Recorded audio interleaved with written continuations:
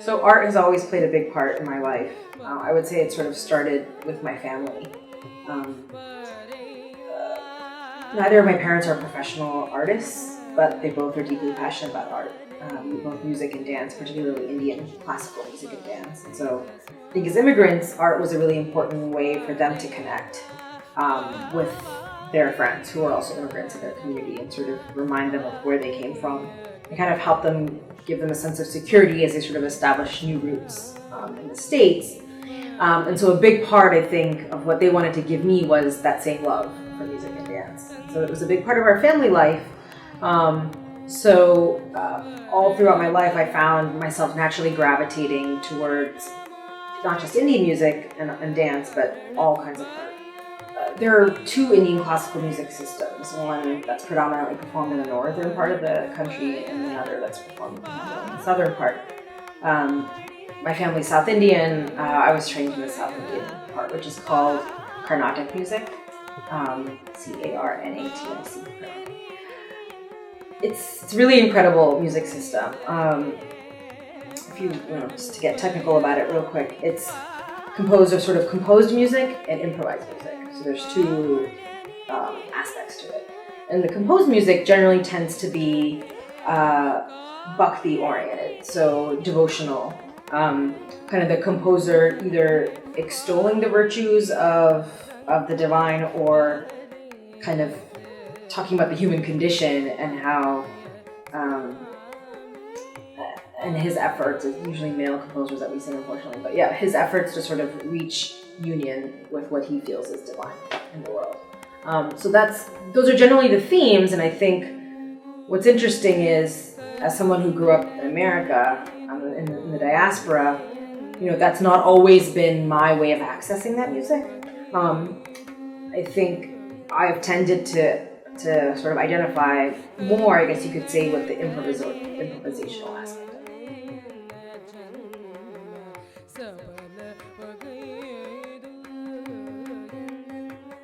It was at Stanford that I realized I wanted to make art an even bigger part of my life, and so I moved to India for a year and a half just to study music. So through the Fulbright, I went there, and that was an amazing experience because it was 24/7, music, which was different from what my Stanford life had been, given that I was majoring in biology and sort of going down a healthcare track. What really did it for me at Stanford was seeing that beyond performance, there were so many other ways to interact with art, and so I was a TA for a class where I actually got to mentor students.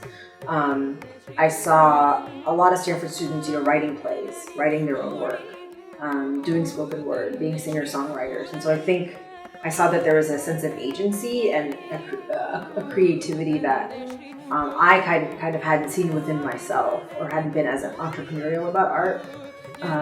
Until I kind of went to Stanford and started pushing myself to produce in that way. So I realized then that was a big part of who I was, and I wanted to make that a bigger part of my daily life. Someone I look up to is Christopher Tin, who was also a Stanford alumni. I've worked with him on Calling All Dawns, which was his Grammy Award-winning album.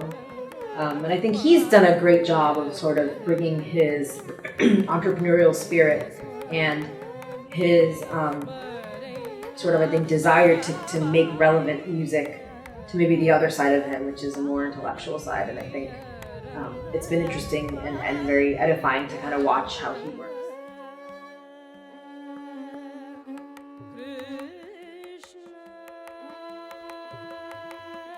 I've actually struggled with that quite a bit. I think I'm more impulsive, I guess I would say, with when I sit down and practice, and it's very mood dependent for me. But what I have found is, much in the way that you need to put in hours to get good at anything, that there's a certain amount of routine and discipline that you need to be a seasoned artist. So I've actually had to find ways to be more organized to be able to, ensure that I have enough hours in the day to practice or prepare adequately for a gig.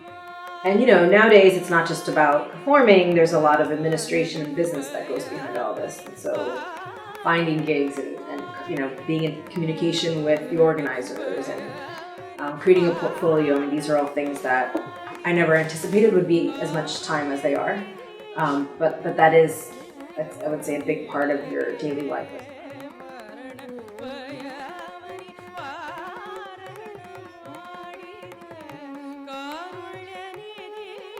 I've actually thought a lot about if I could do Stanford again, what would I do? And I have like 10 different answers because I have 10 different things I want to pursue.